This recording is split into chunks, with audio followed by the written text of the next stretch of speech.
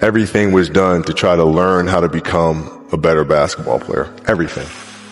And so when you have that point of view, then literally the world becomes your library to help you to become better at your craft. So because you know what you want, the world's giving you exactly the information you need to become better at it. Because you know what you're looking for. So many guys tell stories about your work ethic. Yeah. What was really your work ethic like, and for how long did you stay disciplined? Well, I mean, every day. I mean, since 20 years. I mean, it was an everyday process, and trying to figure out strengths and weaknesses. For example, jumping ability. Now, my vertical was a 40. It wasn't a 46 or a 45. My hands are big, but they're not massive. Right, so you got to figure out ways to strengthen them so your hands are strong enough to be able to palm a ball and do the things that you need to do. Quickness, I was quick, but not insanely quick. I was fast, but not ridiculously fast. Right, so I had to rely on skill a lot more. I had to rely on angles a lot more. I had to study the game a lot more.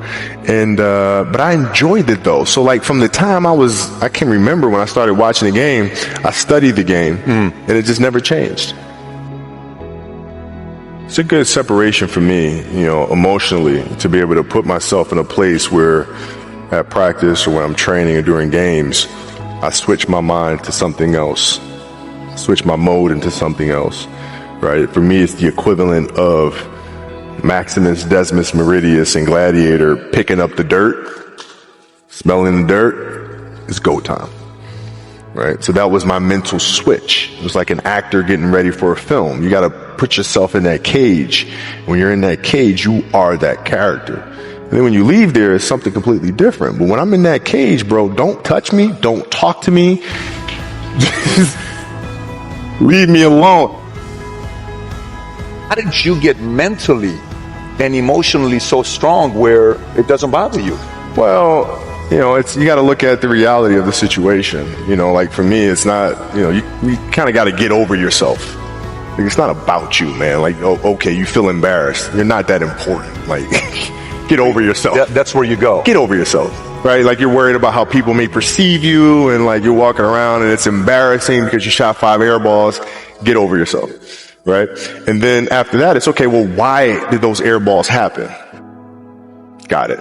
High school, year before, we played 35 games, max, right? Week in between, spaced out, plenty of time to rest. In the NBA, it's back to back to back to back to back to back to back. I didn't have the legs. So you look at the shot, every shot was online, but every shot was short. Right? I got to get stronger. I got to train differently. The weight training program that I'm doing, I got to tailor it for an 82 game season so that when the playoffs come around, my legs are stronger and that ball gets there. So I look at it with rationale and say, okay, well, the reason why I shot air balls is because my legs aren't there. I go, well, next year they'll be there. That was it. Done.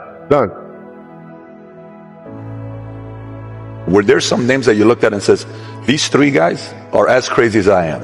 I do. At the time, I deal with what I've referred to as Goat Mountain.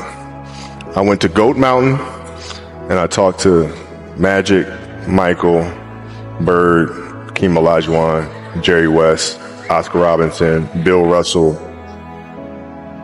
So I would talk to them. What did you do? What were your experiences? Michael in particular, he's become my big brother. He's been my big brother since I first came in the league. And what was that process like? So I went to them and started understanding the ins and outs of the game and, how they approach things and their level of detail and obsessiveness. And that's what I did.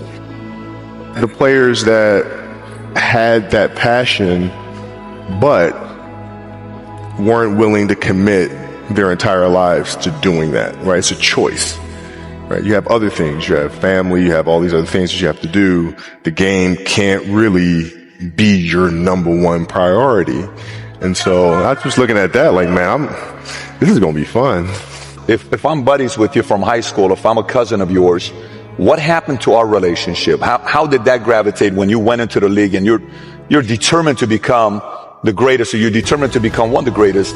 What happens to our relationship? Oh, it suffers. It does suffer. Oh, yeah. Okay. Yeah. And you understood that. You were okay with that. Well, yeah. And the people that love you, like friends and family, like they know that about you. Got it. So they let you be you. And when you reconvene, you pick back up where you left off. But make no mistake about it, everything in between is lost, right? So those long-term relationships, the commitment of time of,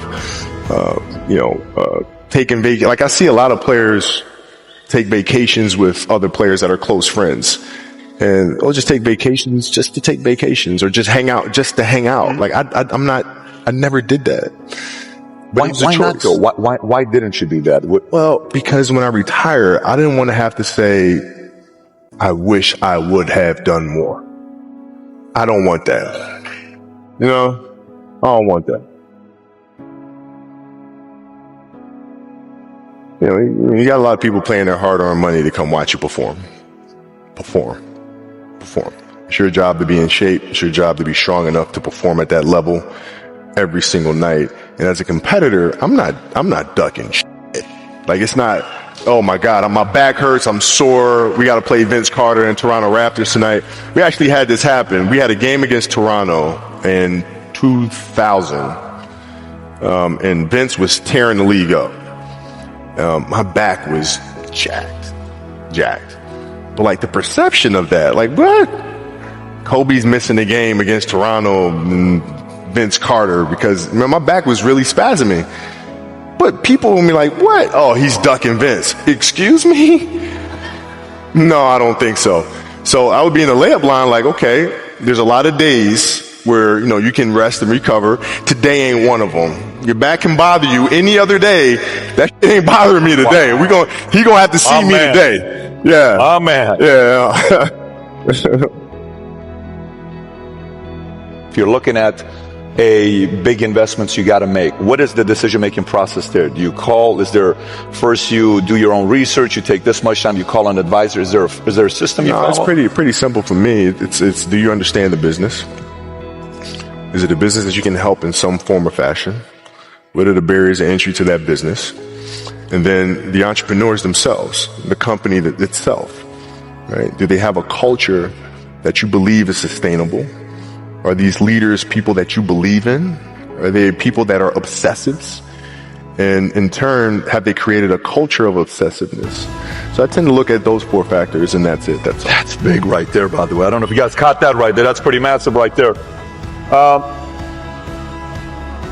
Same determination. What's your current work schedule look like today? It's different because I personally am not writing every word of the novels.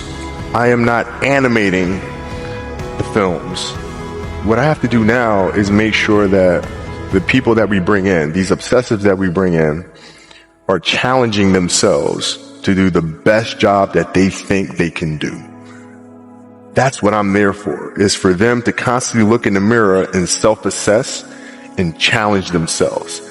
If we have a project and you're saying, okay, I can do that, that's not the project we want. The projects that say, I don't know if I can animate that. I don't know how to write that story. I don't know how to do that. Those are the things we want, because through that curiosity, you'll reach a level that you didn't think was possible. And so running the studio, that's what I'm doing. You're playing against the Golden State Warriors. Score is 107-109. You guys are close to getting into the playoffs. You know exactly what happens in the game. You go up, you're about to take your shot, and then all of a sudden, boom, Achilles happens, right? He went and hit the free throws, and then you walked off the stage. And you got the surgery done. Right. I went in the trainer's room, my kids are in there. And, they're looking at you and stuff, and I'm looking at them, and I'm like, it's all right. Dad's going to be all right. It'll be fine. It'll be all right. It'll be all right. It'll be all right. As a parent, you got to set the example. You got to set the example. This is another obstacle. This obstacle cannot define me. It's not going to cripple me. It's not going to be responsible for me stepping away for the game that I love. I'm going to step away on my own terms. And that's when the decision was made that, you know what? I'm doing it. Doing it. You're a freaking beast, though. Man.